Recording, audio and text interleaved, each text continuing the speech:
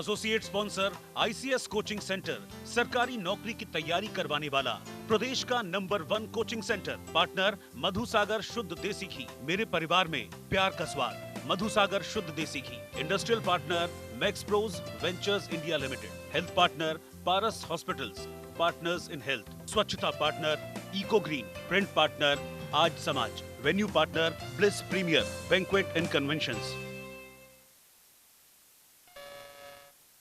भारत की बात करते हैं तो सबसे ज्यादा चर्चा हो रही है कृषि कानूनों पर। सबसे ज्वलंत मुद्दा है, सबसे महत्वपूर्ण मुद्दा है इस वक्त का।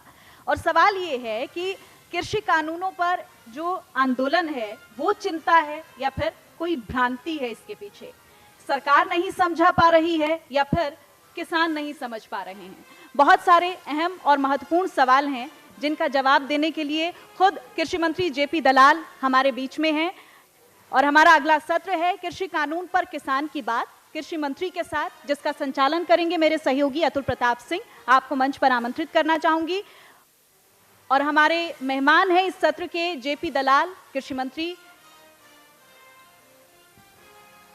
जोरदार तालियों के साथ एक बार स्वागत कीजिएगा। जेपी दलाल जी हमारे बीच में पहुंच चुके हैं और इस सत्र में हम बात करेंगे। देखिए, आज का सबसे महत्वपूर्ण सत्र है कृषि कानून पर किसान की बात, कृषि मंत्री के साथ।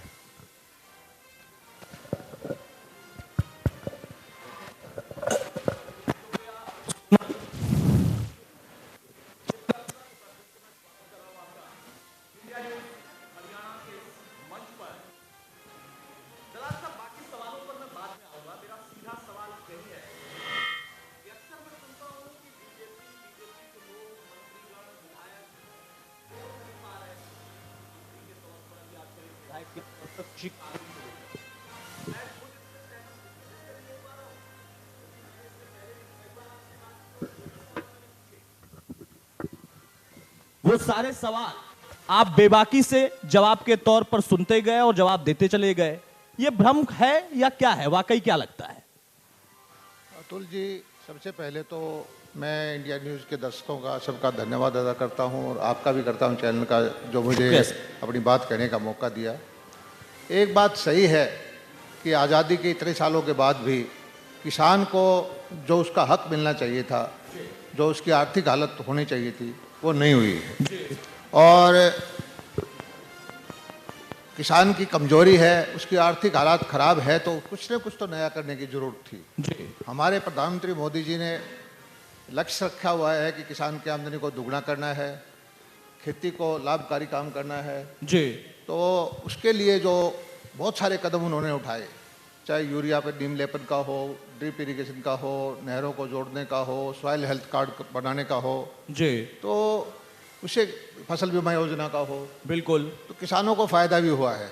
और इसी श्रृंखला के अंदर जो एक निश्चित एक मंडी के अंदर 15 गांव 20 गांव की एक मंडी होती थी, निश्चित व्यापारी होते थे, वही किसान की जिन्स को खरीद सकते थे, उसमें थोड़ा तब्दीली लाने की कोशिश की है। इस कानून से इतना भर है कि पुरानी व्यवस्था है वो चालू रहेगी और अल्टरनेटिव जो व्यवस्था है जी, आपको एक की बजाय 2 ऑप्शन मिल रहे हैं। कोई बाध्यकारी नहीं है कोई कानून, आपकी मर्जी है, आपको अच्छा लगे तो मानिए, आपको अच्छा ना लगे तो ना मानिए। और दुर्भाग्य से जो हमारी विपक्षी पार्टियां हैं, इसमें तरह तरह के अलग अलग कुछ संगठन हैं, उनके निजी हित हैं, उन्होंने इसका विरोध शुरू किया और कुछ किसान भाइयों को भी वो अपनी तरफ बहकाने में कामयाब रहे। लेकिन मैं आपके चैनल के माध्यम से बता देना चाहता हूं कि इन कानूनों के में जो दुष्प्रचार किया गया कि मंडी खत्म हो जाएगी, एमएसपी खत्म हो जाएगी, किसान की जमीन छिन जाएगी, कोई भी एक आदमी बताए कि इनमें से किसी की मंडी कोई खत्म हुई क्या, एमएसपी खत्म हुई क्या, प्रिक्वायरमेंट चल रही है, एमएसपी बढ़ रही है, किसी किसान की 1 बीघा जमीन आज तक नहीं गई। तो ये सारा राजनीतिक के जो लोग हैं वो किसान के कंधे पे बंदूक रख के चलाना चाहते हैं। वो उनको जो गांव के लोग हैं, किसान हैं, सीधे तौर पर स्वीकार नहीं करते। और कांग्रेस ने जो ये प्रथा चलाई है कि बीजेपी जेजेपी के कार्यकर्ताओं नेताओं का बहिष्कार करो, ये करो, वो करो, अपने कार्यकर्ताओं के द्वारा, और किसान को माध्यम बना के कर रहे हैं, इसका बड़ा भारी दुष्परिणाम होगा। कल को कांग्रेस वालों के बारे में भी कहते हैं, कार्यकर्ता हमारे भी हैं, लोग हमारे भी सपोर्टर हैं, हम कोई ऊपर से थोपे हुए वो नहीं है नेता। लेकिन एक्शन का रिएक्शन तो आ जाएगा जिसका आप जिक्र तो करना ये चाह जो रहे हैं। परंपरा डाली गई है इसका दुष्परिणाम होगा। हर आदमी को लोकतंत्र में अपनी बात कहने का हक है और हमने इतनी बार विधानसभा में कहा कि कोई कानून के बारे में कांग्रेस का कोई नेता बताए, कोई कमी निकाले, इसमें काला क्या है, कितने वो दौर की वार्ता हो चुकी है। और फिर एक चीज़ है कि अभी जब ये सुप्रीम कोर्ट ने कानून को स्टे कर दिया है, अपनी कमेटी बना दी है, कानून की व्याख्या करने के लिए, संविधान की व्याख्या करने के लिए सुप्रीम कोर्ट से बड़ी कोई अदालत नहीं है। बिल्कुल बिल्कुल। और उन्होंने जब ये कह दिया है कि इसके लिए कमेटी बना के जो किसानों के हित की जो बात फैसला देंगे वो, और दूसरा उन्होंने स्टे भी कर दिया है कि पुरानी कोई व्यवस्था जो वो ही लागू रहेगी, नए कानून जब तक लागू नहीं रहेंगे जब तक कि सुप्रीम कोर्ट हमारा इजाजत नहीं देता जी, तो आंदोलन का औचित्य जो है औचित्य नहीं रह जाता है। मतलब आपकी बात को अगर मैं एक लाइन में वो करूं तो आप ये कहना चाह रहे हैं कि विपक्ष कुछ इस तरीके की सियासत कर रहा है कि चाची तो मूछे होंगे, हम उनको चाचा कहना शुरू कर देंगे। देखिए, कांग्रेस की जो किसान को, भोले वाले किसान को डरा के राजनीति करने की जो एक नीति नहीं अपनाई है, क्योंकि उनके पास सब्सटेंस नहीं है जी। वो ये नहीं कह पाते कि 70 साल में हमने जब इसमें पीछे का जो आज़ादी के बाद का जो कालखंड था सबसे ज्यादा शासन में कांग्रेस रही है जी। वो अपने वक्त की किसान हितैषी फैसले नहीं गिना पाते, लेकिन डर दिखाते हैं, डर दिखा के राजनीति करते हैं। तो ये किसान के डराने का जो ढोंग है उसको बंद करें, सीधी बात करें। आप चैनल पे आएँ, प्रेस में आएँ या विधानसभा में आएँ, लोकसभा में आएँ, वो तरीका जो लोकतंत्र में है वो सही होता है। और अल्टीमेटली मैं एक चीज़ पूरा भरोसा है कि आज हरियाणा के किसान के लिए हरियाणा सरकार जो है समर्पित है। अभी भी मंडियां चल रही हैं, सबसे अच्छी 1 तारीख से हम प्रोक्योरमेंट शुरू करेंगे, गेहूं की प्रोक्योरमेंट होगी, सरसों की प्रोक्योरमेंट होगी ही नहीं क्योंकि एमएसपी का भाव है उससे 400-500 रुपये 600 रुपये व्यापारी भाई सीधा खरीद रहे हैं जी। और हरियाणा सरकार ने बाजरा राजस्थान में 1200-1300 रुपये बिकता था, 7.5 लाख मीट्रिक टन बाजरा जो है 21-50 रुपये में खरीदा। मूंग की खरीद हमने की, सूरजमुखी की खरीद हमने की, मूंगफली की खरीद हमने की, अब जौ की और चने की, गेहूं की, सरसों की। हरियाणा सरकार जो है देश के अंदर सर्वश्रेष्ठ सरकार है जो किसान हितैषी फैसले ले रही है और उसका परिणाम भी आया हुआ है। जो फसल बीमा योजना लेके आए थे उसका भी ये कि कांग्रेस वालों ने यही प्रचार किया था कि इससे अंबानी बन जाएगा, इससे अदानी बन जाएगा, किसान को नुकसान हो जाएगा, जबरदस्ती आप पैसे काट लेते हैं।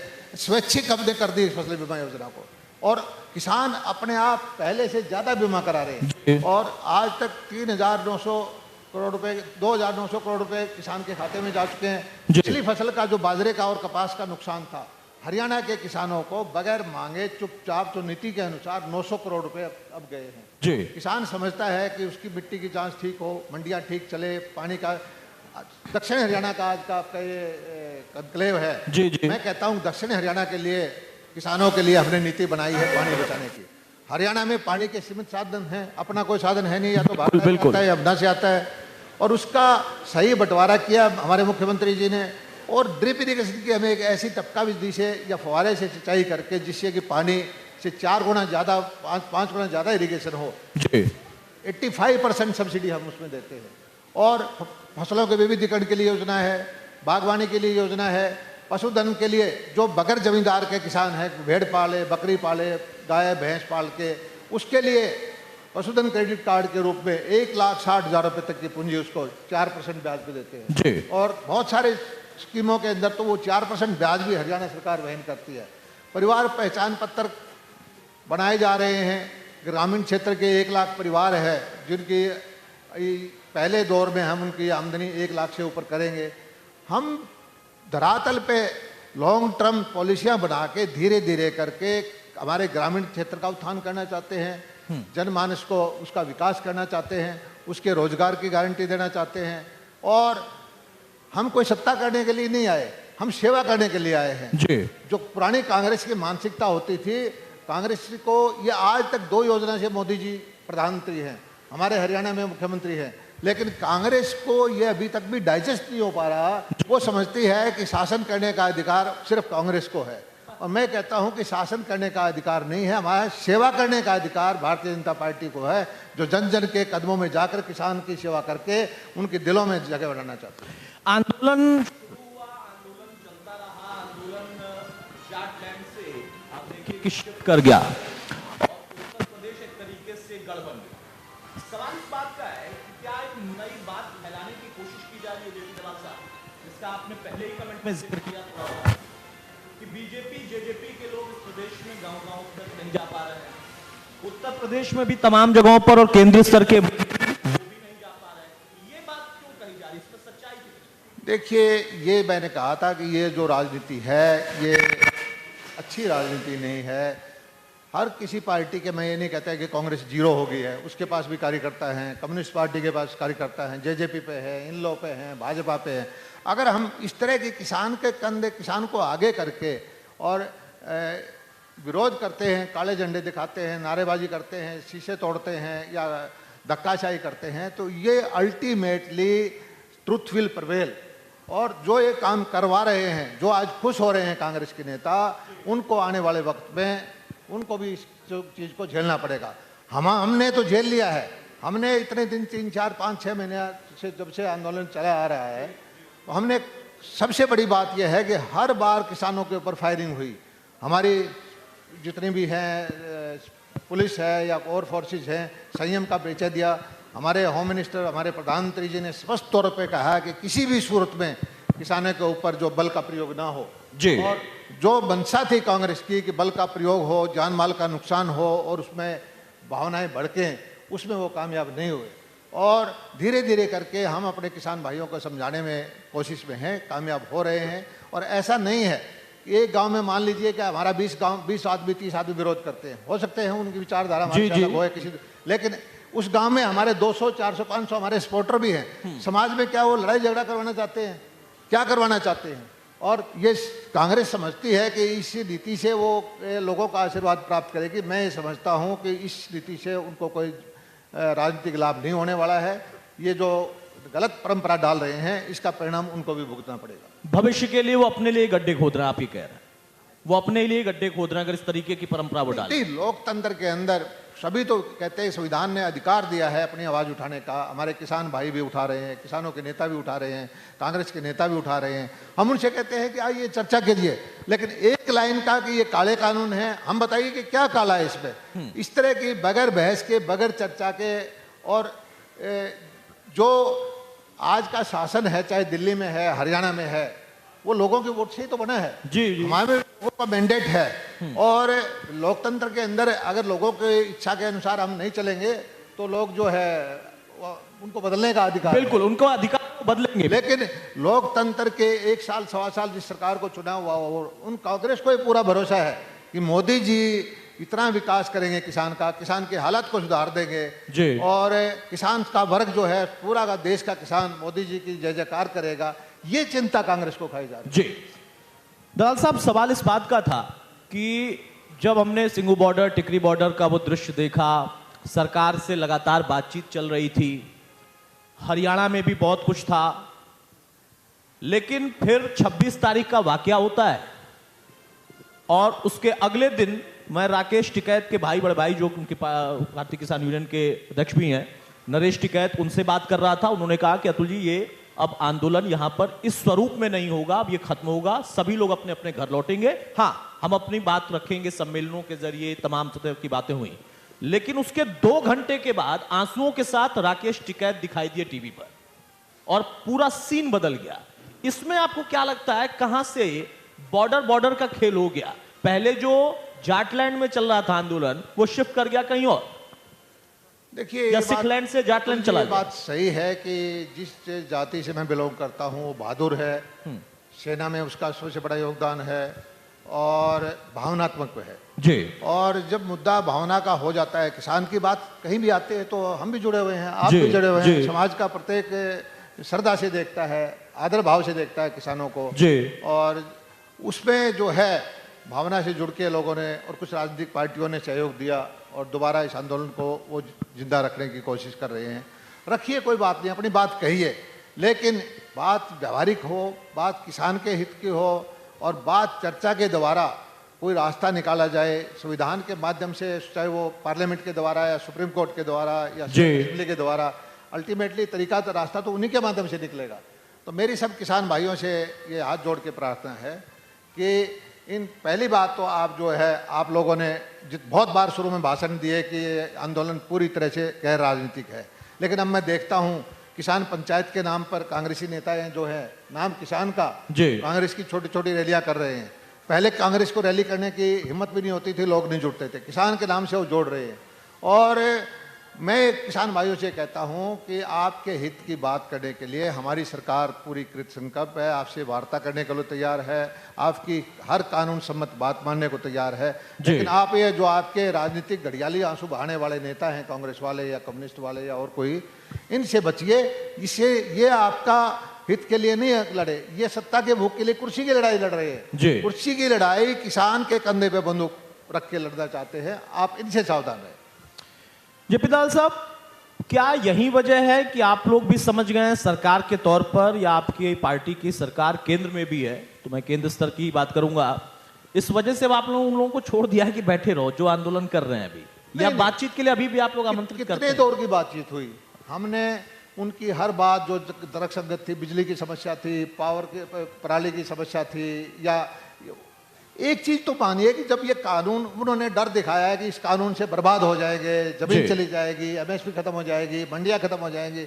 अभी तो मैं एक चीज कहता हूं, जब इस कानून को स्टे कर दिया है जी, सुप्रीम कोर्ट ने कह दिया है कि वो इस कानून ये अभी लागू ही नहीं है, और कानून को व्याख्या करने के लिए, सुनने के लिए, समझने के लिए एक बीच के सम्मानजनक एक कमेटी बनाई है जी, तो उनसे बात करके, जो मामला जब सब जुडिस है सुप्रीम कोर्ट में है, तो उसके उनसे बात करके अपनी फैसला कराएं। लेकिन कुछ नेता कहते हैं कि सुप्रीम कोर्ट पे भी भरोसा नहीं है, तो वो नेता लोकतंत्र में विश्वास नहीं करते। इस देश का आम जनता को, सभी को, सरकार से भी एक तरह से ऊपर है, बिल्कुल बिल्कुल, उस पर तो भरोसा करना ही पड़ेगा। बिल्कुल स्वाभाविक बात है, और इसके कई उदाहरण हैं दलाल साहब।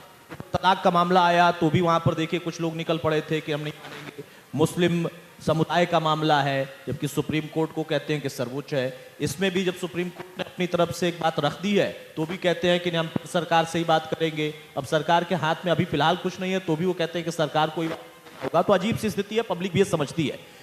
अब आपकी जिम्मेदारी कृषि मंत्री के तौर पर हो, जिसका आपने जिक्र किया कि 1 तारीख से जब शुरुआत हो रही है रिक्रूटमेंट की, उसमें इस कृषि कानून में एमएसपी का एक मुद्दा बहुत चर्चा में रहा, उसको लेकर एक अलग कानून इनको रद्द करके उसको बनाने की मांग थी। अब वो कब होगा नहीं होगा अलग विषय है, लेकिन आपने खुद क्या व्यवस्थाएं की हैं कि प्रदेश के उन तमाम किसानों को फौरी तौर पर इसी वक्त से वो चीजें मिलनी शुरू हो जाए, रहा तो खरीद भी हो और एमएसपी का बैलेंस भी हो? देखिए, एमएसपी पे परचेज अगर कहीं भी देश में होती है तो हरियाणा पंजाब में सबसे बेस्ट है जी। हमारा मंडियों का इंफ्रास्ट्रक्चर सबसे अच्छा है, वेयर हाउस हमारे पास सबसे अच्छे हैं, प्रोक्योरमेंट हमारी अच्छी है, और सौभाग्य से हमारा जो गेहूं और धान की प्रोक्योरमेंट का जो ज़्यादा हिस्सा हमारे इन 2 प्रदेशों से जाता है जी। और हरियाणा पंजाब में जो भी चीज़ आप बढ़ाते हैं, गन्ने के किसान का सबसे ऊंचा रेट अब देते हैं, 350 रुपये क्विंटल का रेट मिलता है। सारे किसान का गन्ने के लगभग हम खरीद कर लेते हैं, जबकि हमारे पड़ोस में यूपी में, पंजाब में हमारे से नीचा भाव है। बाजरे की प्रोक्योरमेंट हमने की, सरसों की प्रोक्योरमेंट पिछली सीजन में हमने 7.5 लाख मीट्रिक टन की। आज हमें खुशी है कि सरसों का भाव एमएसपी से ऊपर है। आज हमें खुशी है कपास का भाव एमएसपी से ऊपर है। हमारी मंडी में किसान लेके नहीं आ रहा, सीधा डायरेक्ट उसको व्यापारी को देता है।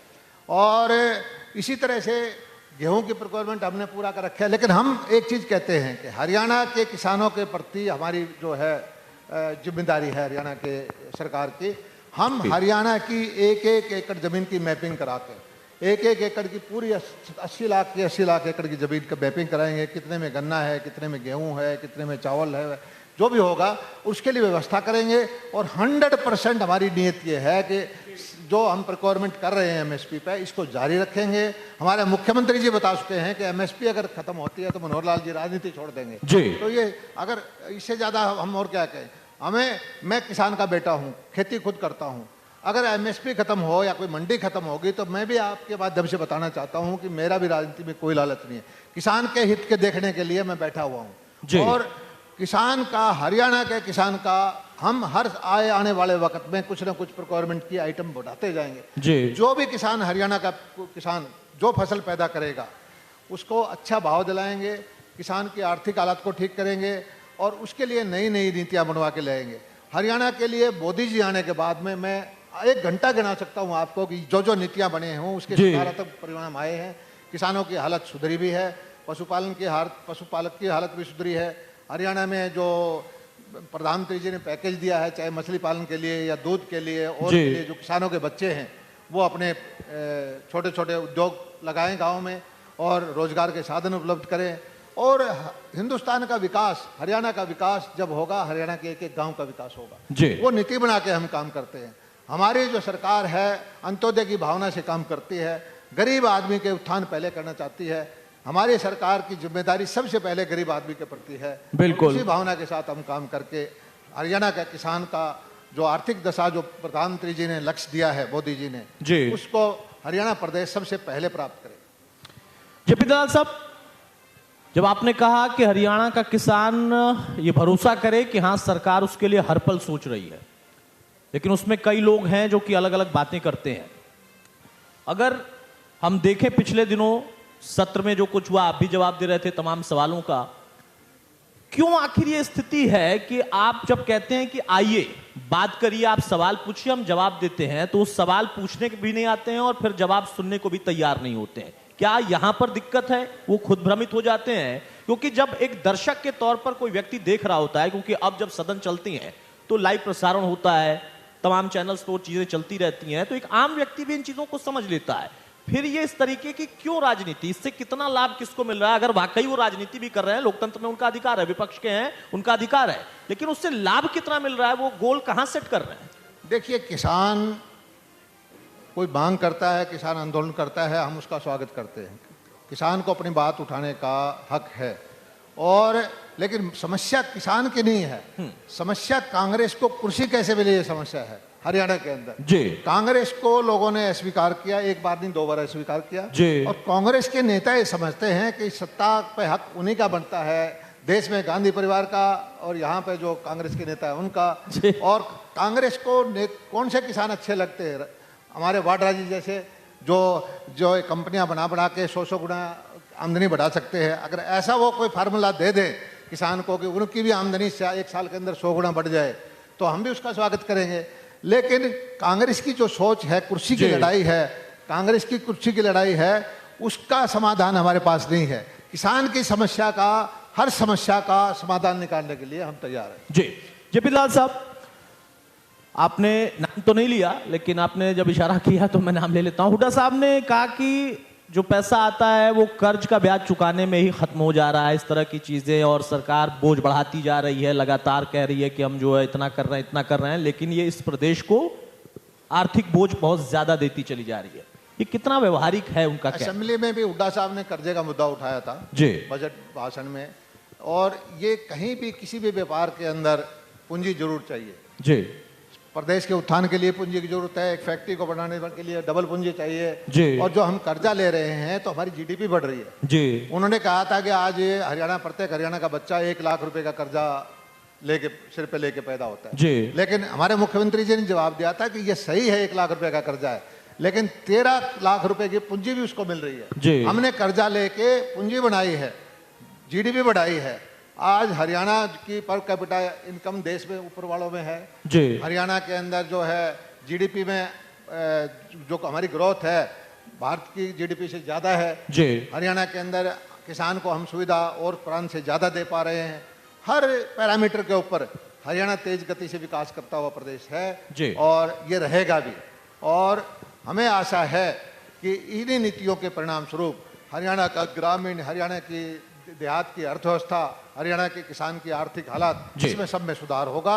और हम आने वाले वक्त में भी हमारे जो किसान भाई हैं, हमारे मजदूर हैं, हमारे जो शहरी भाई हैं, वो हमारी नीतियों की वजह से जो है लाभ उठाएंगे और हमें फिर बार बार आशीर्वाद देंगे।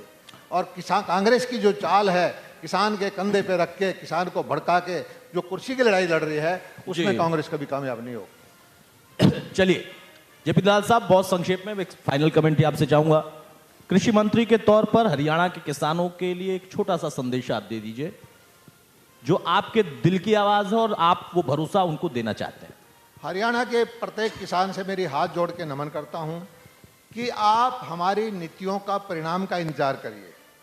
अगर कोई हमारी नीति की वजह से आपको किसी भी तरह से आपको कोई कष्ट होगा, हम उसको बदलने के लिए, उसको तब्दीली करने के लिए, उसमें सुधार करने के लिए हमेशा तैयार रहेंगे जी। और आप हमारे ऊपर विश्वास करिए, आपका किसी भी तरह का मोदी जी के नेतृत्व में, मनोहर लाल जी के नेतृत्व में, भारतीय जनता पार्टी की सरकार में अहित नहीं हो सकता। आपके हित के जितने काम हो सकते हैं वो हम करेंगे और हरियाणा को एक बिल्कुल उत्तम प्रदेश, विकसित प्रदेश बनाएंगे और वो प्रदेश जिसमें शहर और गांव की असमानता दूर हो, जिसमें गरीब और अमीर की असमानता मिटे और रोजगार के साधन उपलब्ध हों और किसान की खुशहाली, किसानों के चेहरों पे हम जो है मुस्कुराहट देखना चाहते हैं, यही मेरी सबसे प्रार्थना है। चलिए एक और आखिरी सवाल, चूंकि किसानों से जुड़ा है, राकेश टिकैत ने कहा और भी कई लोगों ने कहा कि बंगाल भी जाएंगे, किसानों का मामला उठाएंगे और बंगाल में चुनाव है, आप 200 का दावा कर रहे हैं। आपको क्या लगता है कि वहीं से जवाब कुछ आ जाएगा पूरे देश के लिए? देखिए, टिकैत जी बड़े नेता हुए, इनके पिताजी सही है, लेकिन राकेश टिकैत हो या चड्डूनी जी हो, मुझे जो जानकारी मिली है कि ये सक्रिय राजनीति में भाग ले चुके हैं, अपनी जमानतें जब करा चुके हैं। नहीं, राकेश टिकैत ने तो मुझसे ये भी कहा, जो मैंने उनसे बात की तो उनका ये कहना था कि मुझे अकल आ गई है और अब मैं चुनाव नहीं लड़ूंगा। मैंने पूछा कि 2 चुनाव लड़ने के बाद आपको अकल आई, तो कहे हाँ उसके बाद ही है। नहीं, चुनाव लड़ना कोई गलत चीज नहीं है, जनमानस का आशीर्वाद प्राप्त करने का तरीका ही चुनाव है जी। वैसे कोई पैमाना नहीं है आप किस आदमी को, किसका, किसान का, व्यापारी का, किस वर्ग का ज्यादा समर्थक है जी। लेकिन ये लोग जो है अपने प्रभाव क्षेत्र को जान चुके हैं जी। और आज जो आंदोलन है इसके अंदर बहुत सारी ताकतें लगी हुई है। मैंने पहले भी कहा था, कांग्रेस भी है इसमें, कम्युनिस्ट है, कहीं अजीत सिंह के सपोर्टर हैं, कहीं दूसरी पार्टी इन लोग के हैं जी। वो चाहते हैं कि माहौल ऐसा रहे, किसान को गुमराह कर देंगे, लेकिन अल्टीमेटली ट्रुथ विल प्रिवेल। मैं एक चीज फिर कहना चाहता हूं कि एक भी आदमी आगे बताए कि इस कृषि कानून की वजह से कोई एमएसपी खत्म हुई क्या, किसी किसान की कोई मंडी बंद हुई क्या जी। या किसी किसान की जमीन गई क्या। 3 ही तो जगह जगह मैंने कहता था।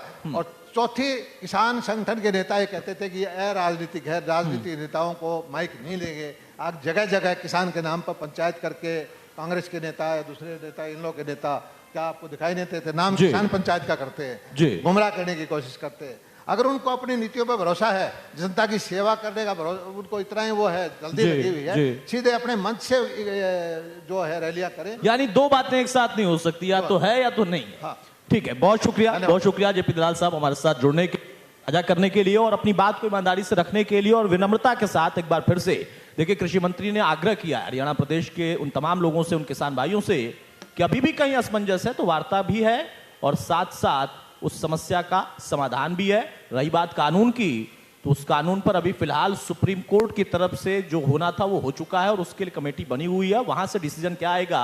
तब तक आप ये मत समझिए कि कृषि कानून लागू हो गया और जमीन छिन गई या जो भी बातें कही जा रही हैं। बहुत शुक्रिया जेपी दलाल जी।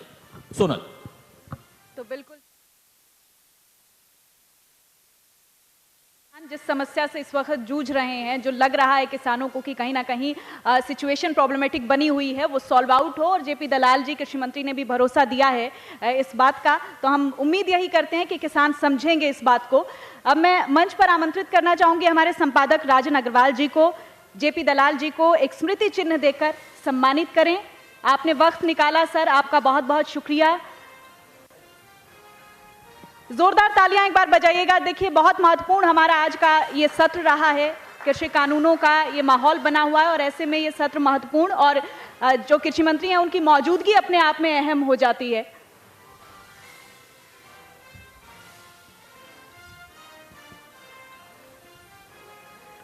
और अब मैं चाहूंगी पवन यादव, जो कि प्रेसिडेंट हैं आईएमटी इंडस्ट्रियल एसोसिएशन मानेसर के, वो मंच पर आए। जोरदार तालियां। देखिए, जो भी लोग अलग अलग क्षेत्र में गुरुग्राम के विकास के लिए कार्यरत हैं, उनके लिए हम ये खास हमारा ये सेशन है जो कि उनको स्मृति चिन्ह देकर सम्मानित हम करेंगे, जो भी लोग गुरुग्राम की बेहतरी के लिए काम कर रहे हैं।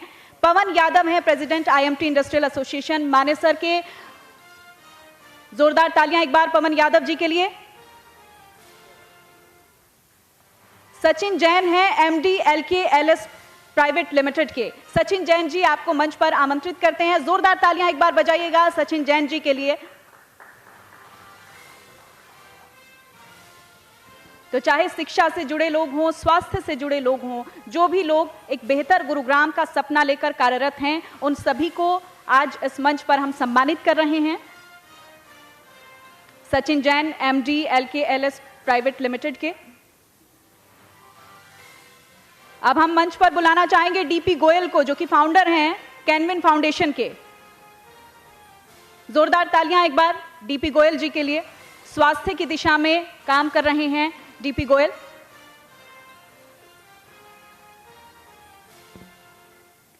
संजीव कुमार जी MD हैं ब्लिस प्रीमियर गुरुग्राम के, आपको मंच पर आमंत्रित करते हैं। संजीव कुमार, जो आज का हमारा ये कार्यक्रम है ब्लिस प्रीमियर में, इस होटल के आप MD हैं। संजीव कुमार जी को हम सम्मानित करते हैं। जोरदार तालियां एक बार संजीव कुमार जी के लिए।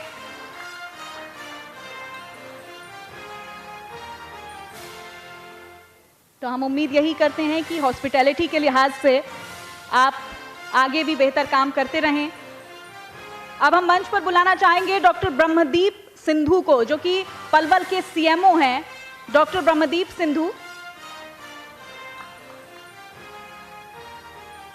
माननीय कृषि मंत्री साहब सबको स्मृति चिन्ह देकर सम्मानित कर रहे हैं इस मंच से। अपने आप में ये एक बहुत ही खूबसूरत मौका है और सभी की हौसला अफजाई के लिए और सभी की बेहतरी के लिए हम इस मंच से बहुत सारी शुभकामनाएं देते हैं। राजपाल यादव प्रिंसिपल हैं Vivekananda senior secondary school Dharuhera के। राजपाल यादव जी, आपको भी हम मंच पर आमंत्रित करते हैं। राजपाल यादव हमारे बीच में नहीं है, आ चुके हैं। राजपाल यादव जी के लिए जोरदार तालियां एक बार बजाइएगा। प्रिंसिपल हैं Vivekananda senior secondary school Dharuhera के। राहुल यादव प्रिंसिपल हैं Ajanta senior secondary school Tajnagar के। राहुल यादव जी, आपको भी मंच पर आमंत्रित करते हैं। शिक्षा के क्षेत्र में आप दिन दोगुनी रात चौगुनी उन्नति करें, इन्हीं शुभकामनाओं के साथ ये स्मृति चिन्ह आपके लिए। रश्मि लोहान प्रिंसिपल हैं DAV police public school Gurugram की। रश्मि जी, आपको भी मंच पर आमंत्रित करते हैं। रश्मि लोहान,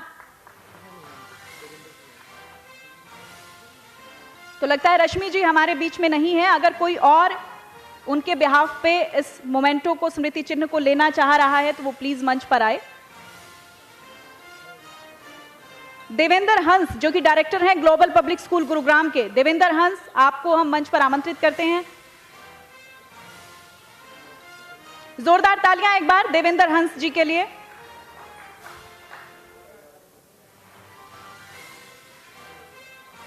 परिमल कुमार चेयरमैन है ICS कोचिंग सेंटर के। कोचिंग के लिहाज से एक बेहतर काम आप कर रहे हैं परिमल कुमार जी, आपको हमारी बहुत सारी शुभकामनाएं। हार्दिक कुमार दीवान, आपको भी हम मंच पर आमंत्रित करना चाहेंगे।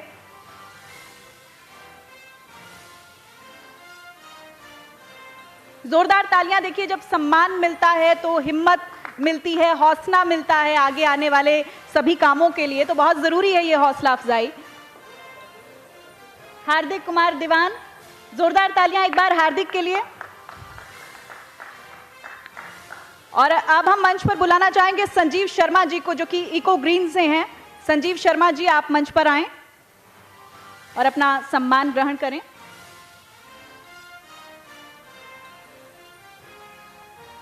जोरदार तालियां एक बार संजीव शर्मा जी के लिए। और अब हम बुलाना चाहेंगे सारथी फाउंडेशन से लता सिंह जी को और अमित गोयल। जोरदार तालियां एक बार लता जी के लिए और अमित गोयल, जो कि सारथी फाउंडेशन से हैं, गुरुग्राम की बेहतरी के लिए अच्छा काम कर रहे हैं, गुरुग्राम वासियों के लिए एक प्रेरणा के लिहाज से काम कर रहे हैं।